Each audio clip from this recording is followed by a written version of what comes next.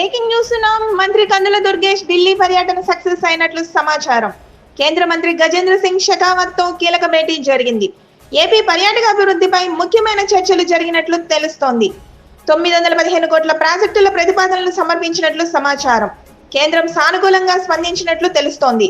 తిరుపతి, విశాఖను global tourism హబ్లుగా అభివృద్ధి చేసే దిశగా చర్యలు.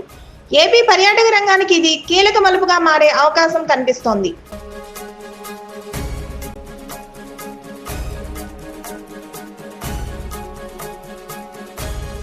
బ్రేకింగ్ న్యూస్ మంత్రి కందుల దుర్గేష్ ఢిల్లీ పర్యటన సక్సెస్ అయినట్లు సమాచారం.